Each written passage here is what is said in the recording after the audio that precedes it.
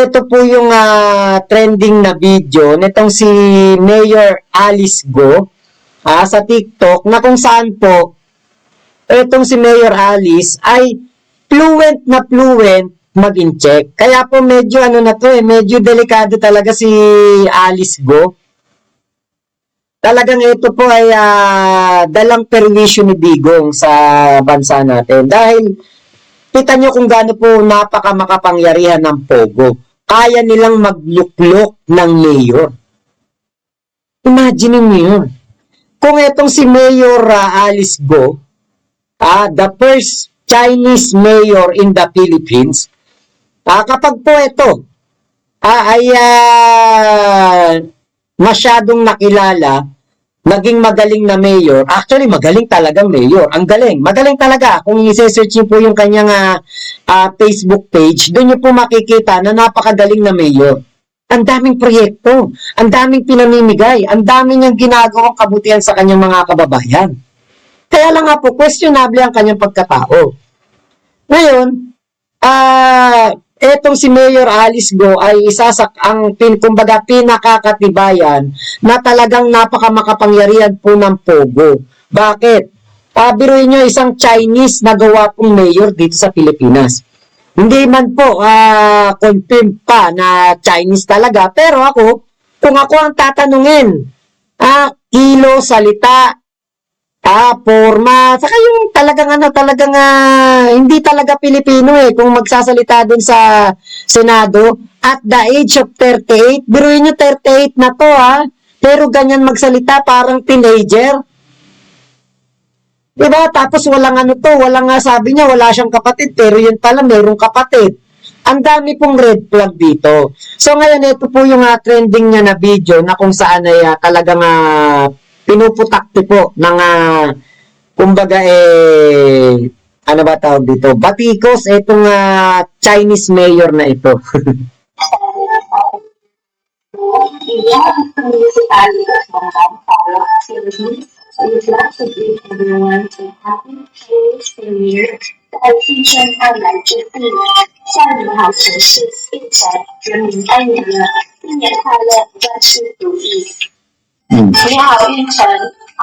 Ulit. Ilihanas sa municipality of Bangban, Tarlac, Philippines. We would like to greet everyone to Happy New Year 在新春 Thailand 15，下午好城市，并且人民欢迎了。Diba kita nyo, fluent na fluent po siya sa pagsasalita ng in-check, sa pagsasalita po ng Chinese. Fluent na fluent. Ang galing niya talagang mag-English, mag-Chinese. Talagang kung hindi ko to kilala, hindi siya mayor, hindi siya naging controversial, hindi siya nag-trending ngayong mga nakaraang panahon. Talagang pag nagsalita siya, Chinese na Chinese talaga. Fluent na fluent. Diba kaya ang galing po ng ng Pogo, biruin nyo nagawa nilang mayor yung isang ganitong tao. Ibig sabihin, napakayaman po talaga ng Pogo at makapangyarihan po talaga Pogo dito sa ating bansa. Yan lang po ay kumbaga talagang kumpirmado na sumusobra na po ang pagiging sindikato ng Pogo. Dahil nga po, kung mapapatunayan talagang in-check itong babaeng to, kauna-unahang pagkakataon po in the history of the Philippines na tayo po ay naisahan ng isang Chinese at naging mayor pa. Diba, hindi na ako magtataka kung ito pong mayor ng Bamban ay tawag dito, inendorso. Nito pong dating mayor, itong si Alice Go. Kasi nga po, syempre, everything has a price. Diba? Lahat yan, kayang bilhin ng pera yan. Diba? Lalo pa, biruin nyo ba naman, multi-billion. Yan, hindi lang million yung ginastos dun sa sa Bamban Tarlac. Daang-daang milyon yun. Mga luxury villas, mga building na malalaki, may tunnel pa, may Olympic size swimming pool. daang milyon o baka nga bilyon pa ginastos doon para lang po maipatayo yun. Pero syempre, ang kapalit nun ay proteksyon ng mayor. Diba, proteksyon ng mayor? Syempre, kung ikaw ba naman ay Chinese ka, tapos Chinese yung nagpapatakbo ng Pogo, Chinese yung mayor, o hindi pa kayo magkakaintindihan yan. Kita nyo nga kung gaano ka-fluent yan sa pagsasalita ng Chinese, di ba? Saka bakit mo babatiin ng mga Happy New Year o itong China? Ikaw ba si VP Sara? Pong Chua, Ching Chua, Chong Kwai La. Oh. Diba ganyan si Inday Sara? Oh, siguro si Inday Sara, maintindihan natin talagang ito, kumikiling talaga to sa incheck. No comment nga siya sa West Philippine Sea. Pero ikaw na mayor ka lamang ng Bamban Tarlac, bakit mo babatiin ng Happy New Year yung mga Chinese?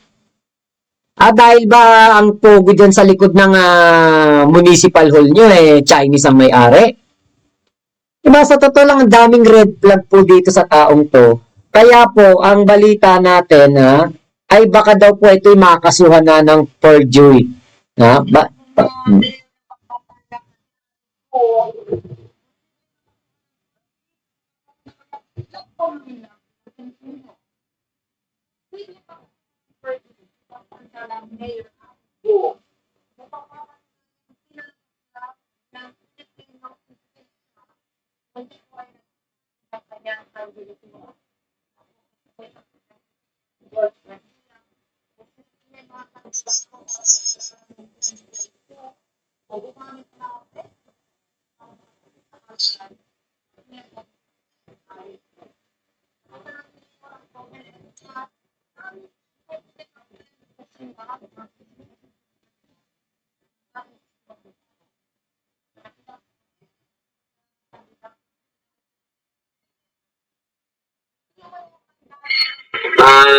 Umpisa na po natin muna dito. Kaya, Army Bebes, yung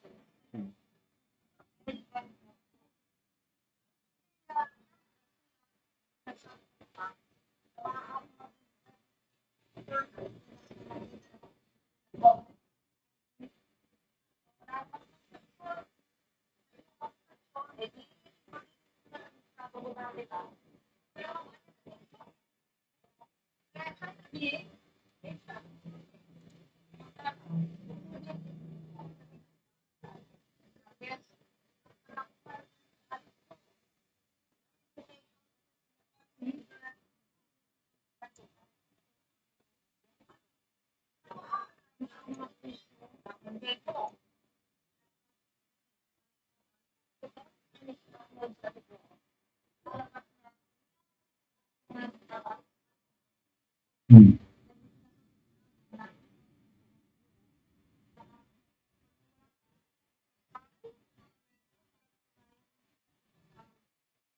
Hmm. Hmm.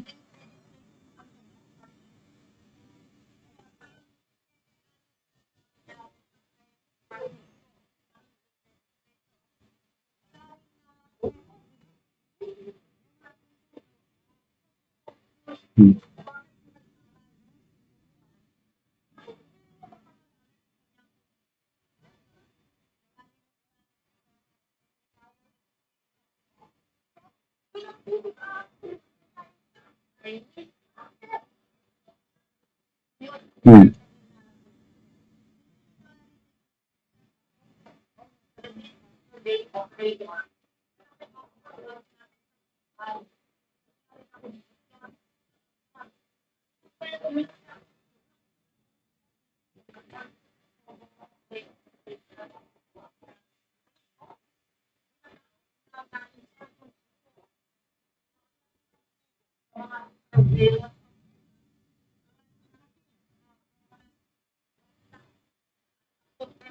Ayun na, bigyan na natin ng reaction, di ba?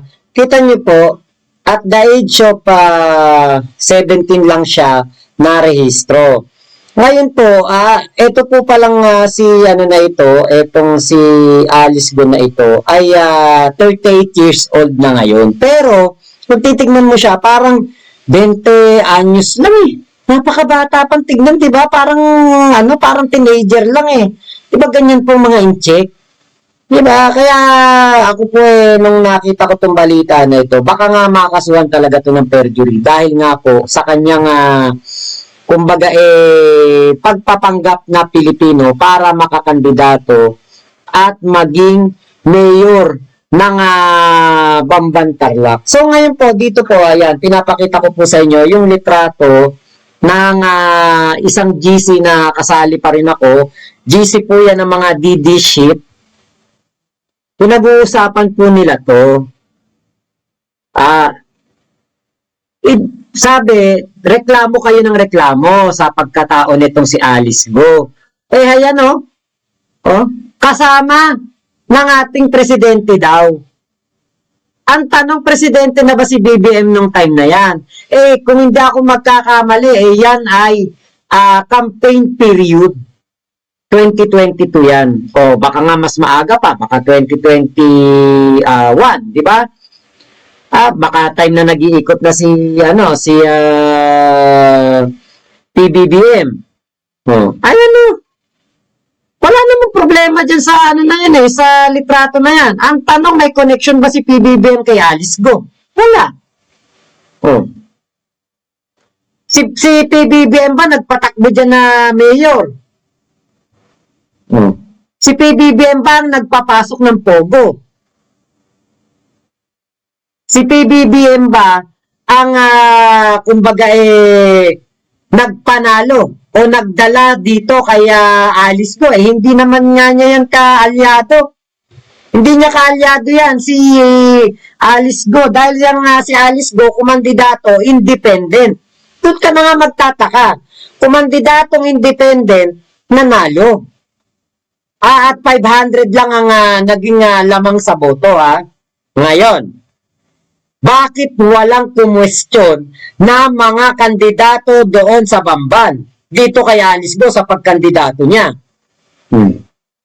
Napakapaisip ko, ba't wala man lang nagreklamo? Halatang halata naman itong hindi ito incheck. Hindi ito Pilipino, incheck to. Tapos, bakit nakatakbo gayong naging popular pa, hindi naman to kilala doon sa lugar nila. Namili ng boto yan, sabi ni Kuya Marvin, baka. Kay Lenny si Alice Go. Jonathan Samson, hindi po hindi po. Jonathan Samson ano po siya, independent po siya kumandidato. Ate Lori Mamawag, di pa kilala yan. Tama. Bakit ganyan naman ang DDS? Galing magkwento, di pa po president si PBBM dyan, tama. Nay Teresita Tanelo po kahit homeschool study siya, dapat may homeschool provider kasi sila ang record keeper ng mga students. Di ba? Nasan yung mga grades? Di ba?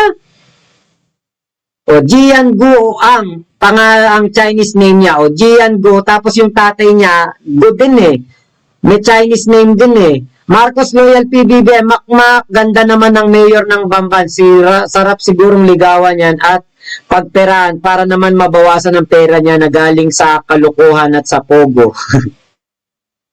Naku, 38 years old na yan. Imagine niya, 38 years old ako. Nagulat ako nung nalaman kong 38 years old na yan. Ang akala ko, nasa 20 lang yan. 25, 27, yun pala, anak ng Tepeng. 38 na pala yan. O kapelyido ko nanay niya. Uy, Ate Weng Leal, oo nga.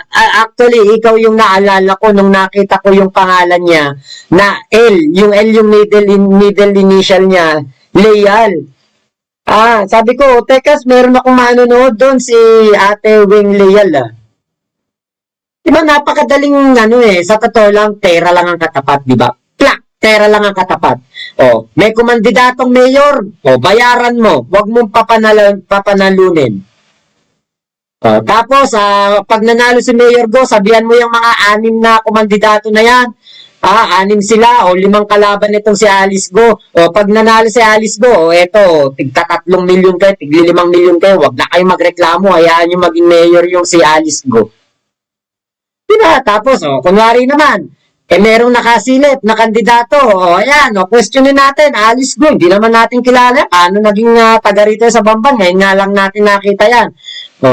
May magre-reklamo. Sinapalang kagad ng pera para hindi magreklamo. Diba, ganun lang po yan. Kaya po, ito talaga, questionable po talaga, itong si Alice Leal Go. Diba, kita nyo, napaka-accurate niya, napaka-galing niyang magsalita ng Chinese. Fluent na fluent po siya sa pagcha-Chinese. Kaya ito pong litrato na ito, liliwanagin ko lang po ito. Panahon pa ito ng kampanyahan, hindi pa presidente siguro si PBBM, pero I'm still not sure.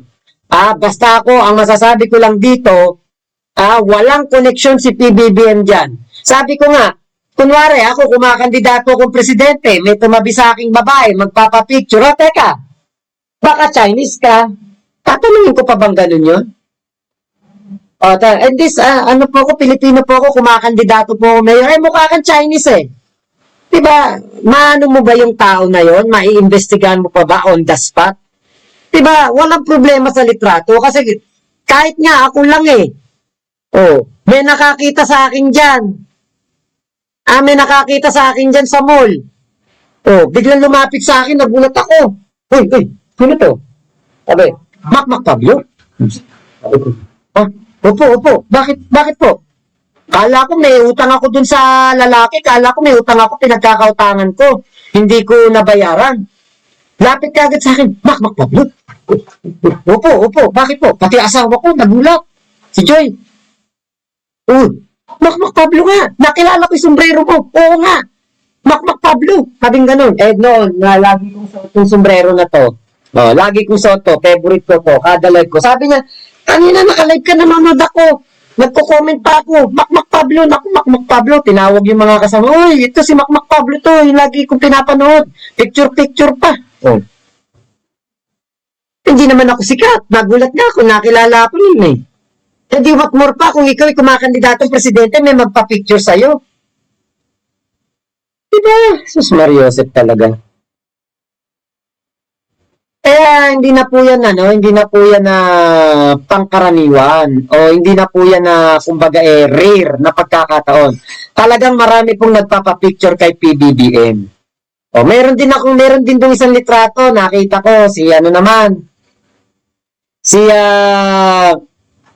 Amy Marcos naman yung may litrato kasama itong si babae. Wala rin problema yun. Bakit senator yun Diba, ang issue dito, merong isang mukhang Chinese, nagsasalita ng Chinese, at Chinese na mayor ang Bamban Tarlac. Yun lang yun. Wag nyo gawing issue tong litratong to. Hindi nakayakap si PBBM dyan, hindi nakaakbay, di ba? Napakalayo ni PBBM dyan. Kaya ako'y naniniwala, ito before election, bakit? Naka-face mask pa sila Diba, naka-face mask pa sila, kaya ito po, sigurado ako before election. Hindi pa presidente si PBBM. So, wala pong problema sa litrato na ito. Ang sagutin ninyo, bakit fluent magsalita yang si Alice Go? Pinagtatanggol nyo pa, sabi, hanap ko yung nanganap ng butas kay Alice Go. Yung pala, kasama pala ng Kasama pala ni PBBM sa litrato. Biruin mo, bumase sa litrato, parang si Bato de la Rosa. Kaya ba talaga DD shit? Bumabase na lang sa litrato? Ay, nako talaga. Bang klase talaga ang mga mga DD shit. So, ngayon, punta naman po tayo dito sa isa pa po nating topic.